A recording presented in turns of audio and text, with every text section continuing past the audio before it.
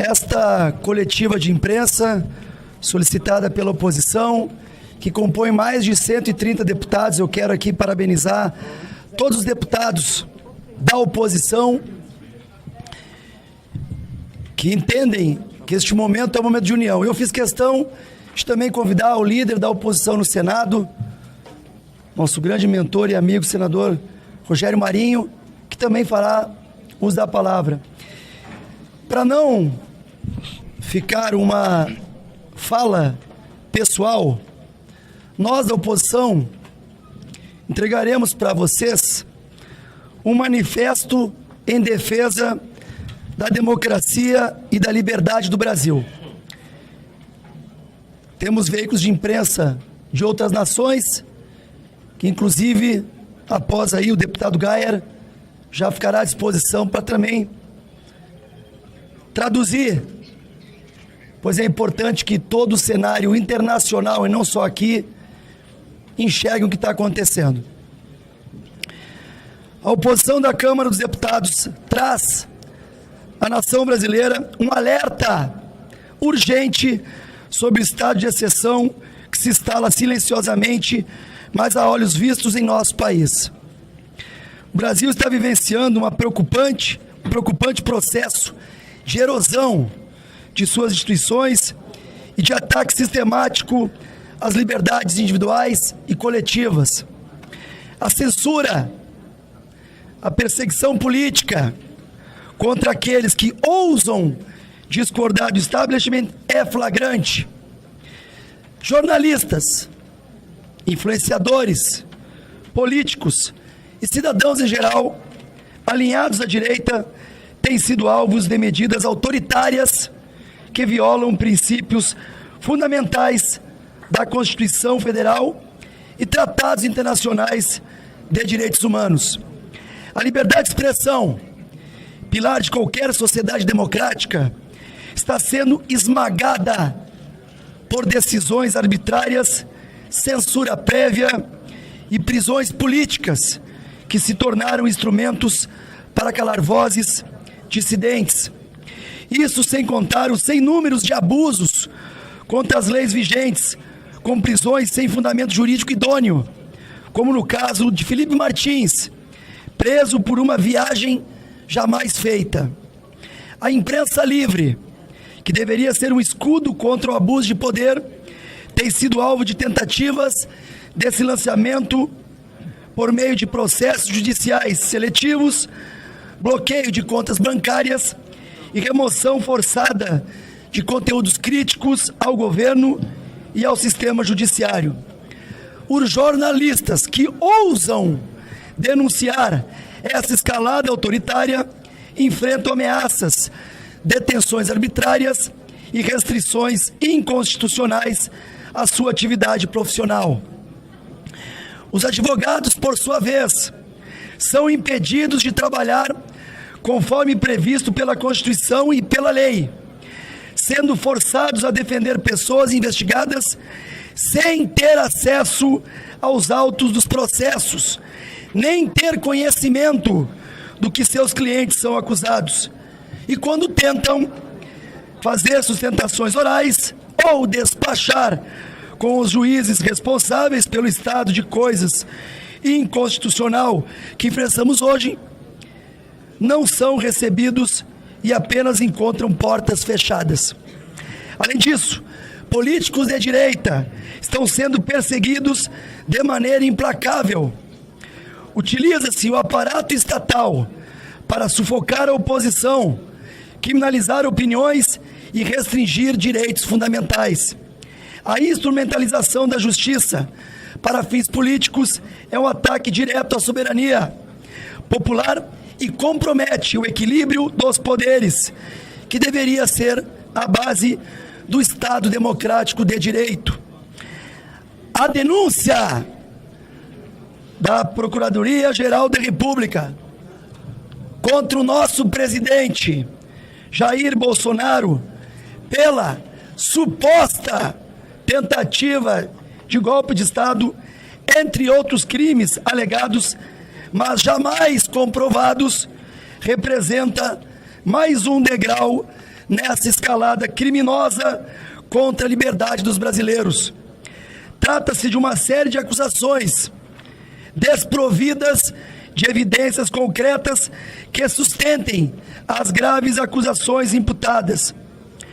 Uma verdadeira peça de ficção, uma denúncia encomendada para gerar um resultado que todos já conhecem. Denúncia essa baseada em delações e presunções. Ao longo do processo, o delator foi alterando e omitindo fatos, situação mais do que suficiente para anular as delações. E a maior insanidade de todas, não tivemos acesso a tais delações. Apenas no dia de hoje foram retirados os sigilos das delações. Há outro aspecto que precisa ser veemente repudiado e refutado: insistência na tese de questionar a legitimidade do processo eleitoral, que seria uma suposta etapa para a preparação de um golpe. A denúncia tenta transformar o direito à crítica em delito, colocando sob suspeita qualquer pessoa que ouse discordar do nosso processo eleitoral e descuidando que tal direito é perfeitamente protegido pela Constituição e pelo Código Penal. As recentes decisões do Supremo Tribunal Federal nos fazem questionar: teremos possibilidade de defesa para o presidente Bolsonaro? Ou ele já entra condenado a 20, 30, 40 anos de prisão? É sempre bom lembrar que Bolsonaro será julgado por aqueles que se vangloriaram de terem derrotado o bolsonarismo. O sistema se esforçou como nunca para tirar Lula da cadeia e colocá-lo de volta no poder. Passados 2 anos de uma gestão catastrófica, esse governo biônico está caindo aos pedaços, impopular, incapaz de tirar o país de uma crise sem precedentes. Povo faminto, escândalos de corrupção estourando todos os dias, sigilo de 100 anos para os gastos da primeira-dama Janja. A única conquista desse grupelho político que tomou o país de assalto é a denúncia contra Jair Bolsonaro. O sistema quer matar Bolsonaro politicamente, porque ele já aparece à frente das pesquisas contra o descondenado.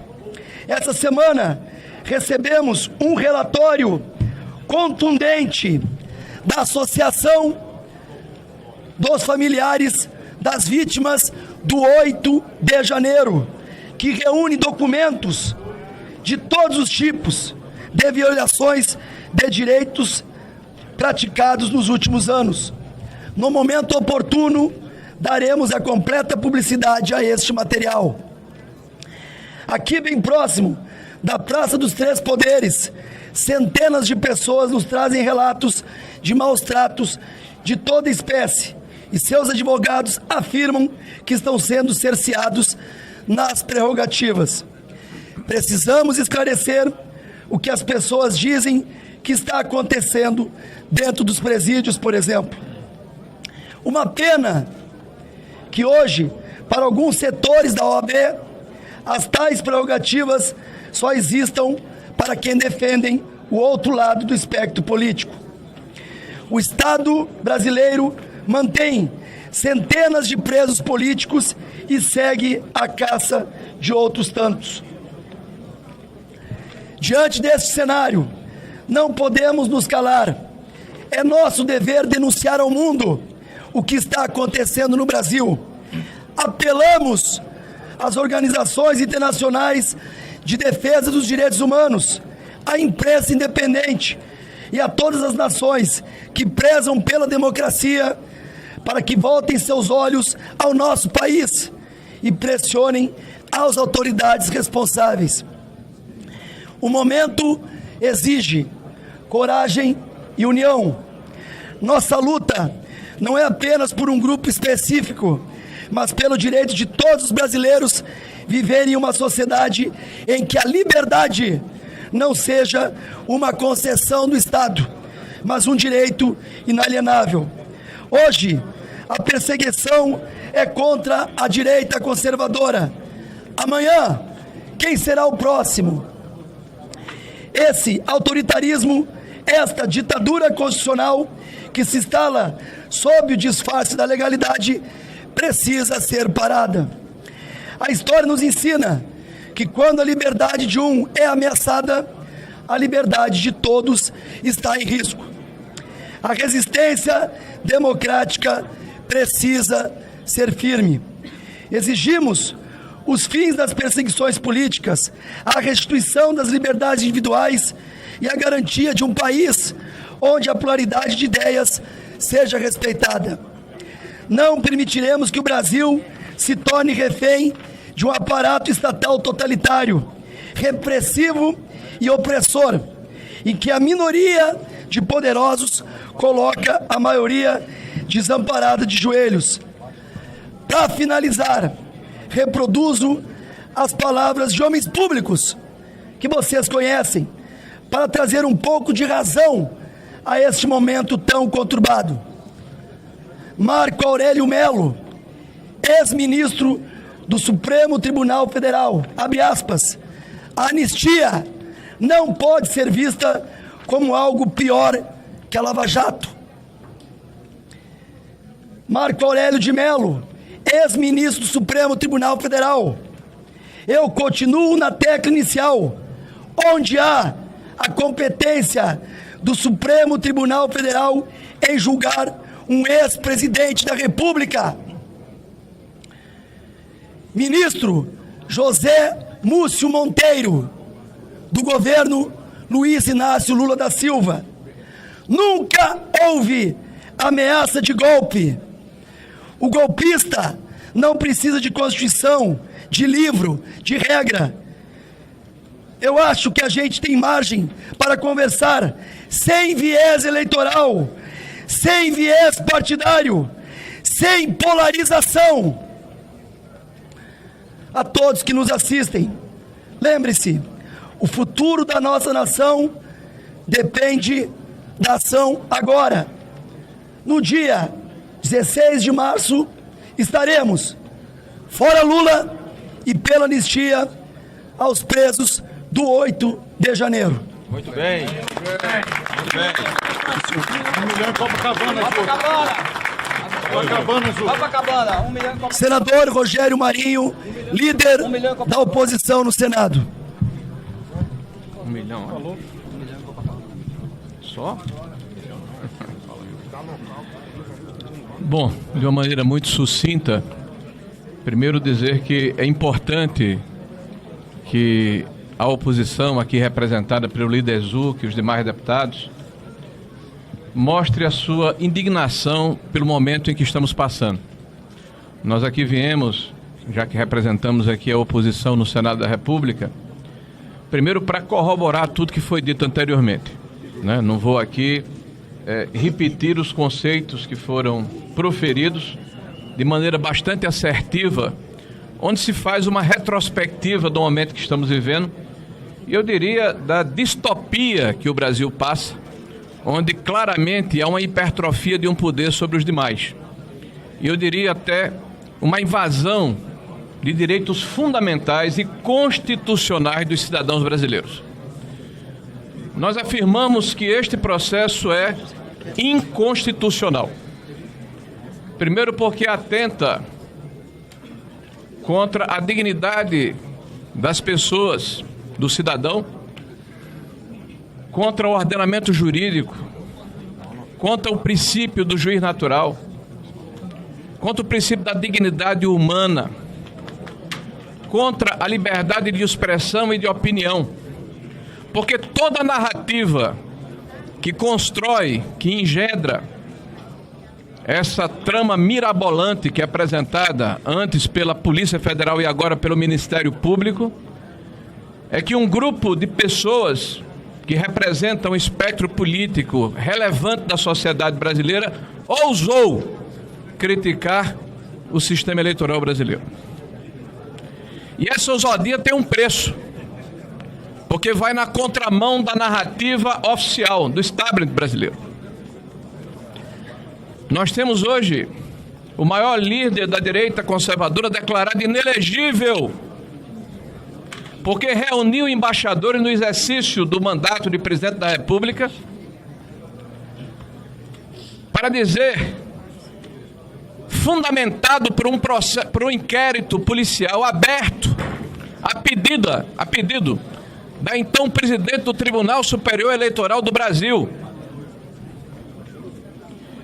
que era público na época, que todos conheciam, e nesse inquérito estava consignado, estava constatado de uma forma cabal que durante 9 meses, o período da gestação de uma criança, um hacker havia invadido o sistema do Tribunal Superior Eleitoral e estava utilizando a senha de um ministro do Tribunal Superior Eleitoral, e que isso certamente mostrava a fragilidade desse sistema. Pois muito bem, em função desta situação, o presidente foi declarado inelegível sobre a alegação que fez infundadas acusações contra o atual sistema. Infundadas como? Por quê? Por quem? E vejam, que coincidência. Pouco mais de 2 dias depois, esse inquérito é declarado sob sigilo. Fazem quase 7 anos, foi aberto em 2018. Os senhores têm notícia de como encontra-se esse singelo inquérito? Parece que ainda não há término. Parece que a incompetência, parece que a inércia, parece que a letargia daqueles que deveriam dar um desfecho a essa ação que atinge de morte um sistema que deve ser absolutamente rígido, porque numa democracia, líder Zulco e demais deputados, população brasileira que nos ouve nesse momento, não há nada mais importante do que a transparência e a confiança do sistema eleitoral, que é a base da democracia liberal que nós representamos. O que nós propugnamos, o que nós defendemos, é um sistema eleitoral que seja mais transparente, é um sistema eleitoral que tenha maior confiabilidade. Isso é crime? Esse é o crime de opinião que foi imputado ao senhor presidente Jair Messias Bolsonaro, que no inquérito apresentado pela Polícia Federal coloca como traço seminal inicial dessa ação 2019, o início da administração do presidente Bolsonaro, como se ele tivesse começado o mandato já se autogolpeando. Vejam os senhores o absurdo da afirmação que a Polícia Federal faz. E agora o Ministério Público Federal diz, não foi em 2019, foi em 2021, quando faz uma live e critica o sistema como se criticar fosse crime. E todos aqueles que criticam são cúmplices. Pois muito bem, senhor Gonê, Vossa Senhoria se esqueceu de incluir neste inquérito 229 parlamentares brasileiros que em agosto de 2021 votaram favoráveis à mudança desse sistema pelo voto auditável. Vossa Excelência cometeu um erro, já que afirma que aqueles que criticam o sistema eleitoral são criminosos e cúmplices para tentar derrubar o Estado Democrático de Direito. O Estado de Direito Democrático rima com os comunistas lá da Coreia do Norte. Pois muito bem, senhores, vejam o inusitado dessa trama. E apoiada na delação de um cidadão que teve que depor diversas vezes para corrigir as suas afirmações em função das lacunas e incongruências que eram apresentadas. A própria imprensa publica um desabafo onde ele diz: esse é um jogo de cartas marcadas, porque o enredo está definido, eu tenho que preencher essas lacunas. Como é que nós podemos acreditar na isenção deste processo? Na isenção de um ministro que preside esse inquérito e é o mesmo ministro que se coloca como inimigo e adversário do principal acusado e se coloca como a vítima de uma eventual trama que deu entrevistas falando a respeito do que iria julgar. Deu entrevistas, senhores. E cadê a Lomã? Cadê a inércia e a imparcialidade da justiça? Nós estamos debruçados sobre a situação em que em 2023, pasmem, senhores, após o jogo começar, no final de 2023, quando vários haviam já sido julgados pelo episódio de 8 de janeiro, de repente, o Supremo Tribunal Federal muda o rito e diz que nesses casos, ao invés de serem julgados pelo pleno, os acusados poderiam ser julgados pela turma. Muda o rito do processo no meio do jogo, quando todos já sabiam, e a imprensa preconizava, inclusive com vazamentos seletivos, que o presidente seria denunciado com penas cominadas de até 28 anos. A primeira delação do senhor Cid foi publicada pela imprensa, mas os senhores advogados não tiveram acesso a esses autos. E convenientemente publicadas para enfatizar o fato de que existia um núcleo duro composto pela senhora Michele Eduardo, coincidentemente quando um dia antes ou 2 dias antes haviam sido aventados como candidatos a presidente da República. Como crer na isenção desse processo?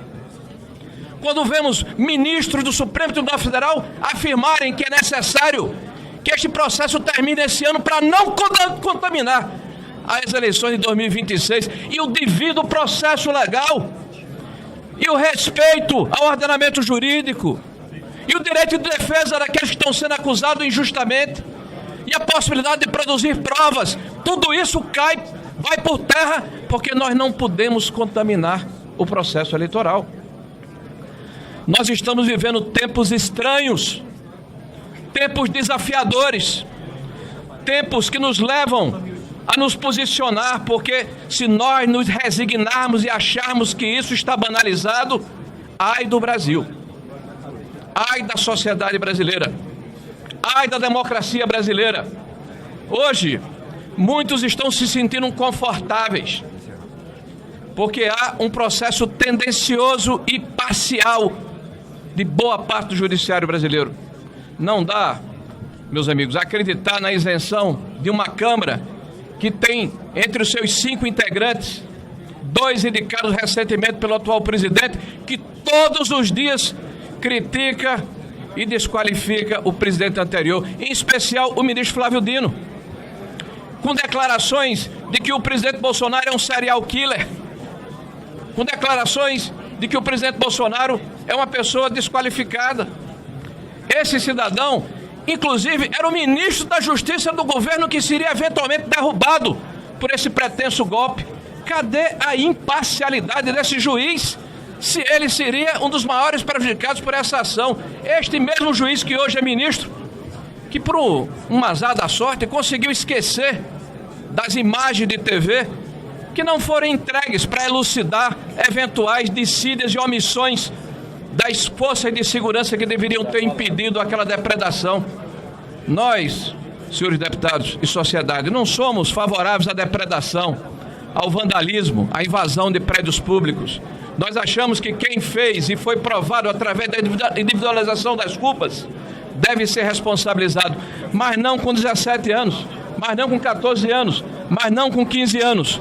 Por isso, peço que reflitam a respeito do que estamos conversando aqui e da necessidade de entendermos que a sociedade brasileira precisa sim de pacificação, precisa sim de conciliação, mas precisa sobretudo de justiça. Muito bem. Deputada Carol Detoni, líder da minoria. Essa denúncia da PGR de mais de 200 páginas está baseada em uma única prova, em uma única evidência. Uma delação do Mauro Cid, que teve idas e vindas, altos e baixos, mudanças na sua narrativa. E mais, uma prova frágil. Quero relembrar aos senhores, principalmente jornalistas, dessa reportagem de março de 2024, onde áudios vazados de Mauro Cid colocam claramente que Cid teria sido coagido a delatar e critica Alexandre de Moraes. E o que está aqui? Palavras de Mauro Cid. Eu vou dizer pelo que senti. Eles já estão com a narrativa pronta, deles é só fechar. Eles querem o máximo possível de gente para confirmar a narrativa deles. Eles são a lei agora. A lei acabou há muito tempo. A lei é deles. É eles são a lei. Alexandre de Moraes é a lei. Ele prende, ele solta quando quiser, como ele quiser, com o Ministério Público, sem Ministério Público, com acusação, sem acusação. Vocês acham mesmo que num Estado de direito essa prova é válida? Essa prova não vale. Isso é uma aberração jurídica. Isso é uma narrativa construída que tem endereço certo para tentar intimidar não só o ex-presidente Bolsonaro, mas toda a direita existente nesse país, toda a oposição, todos os parlamentares, todos os senadores, porque acabou. O Estado Democrático de Direito acabou. O Tribunal, o Supremo Tribunal Federal é um tribunal político e não é mais um tribunal jurídico. Quando a política entra pela porta de um tribunal, a justiça sai pela outra.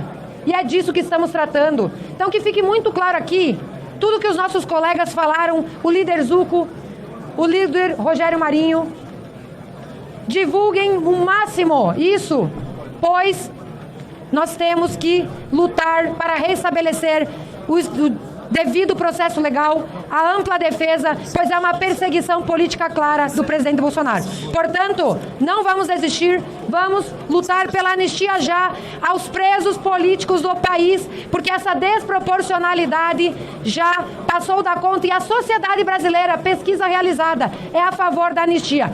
Anistia já! Muito obrigado. Anistia já! Anistia já! Anistia já! Anistia já! Anistia já! Anistia já! Está encerrada a presente coletiva de imprensa e vamos agora no plenário defender o que deve ser defendido do presidente Bolsonaro.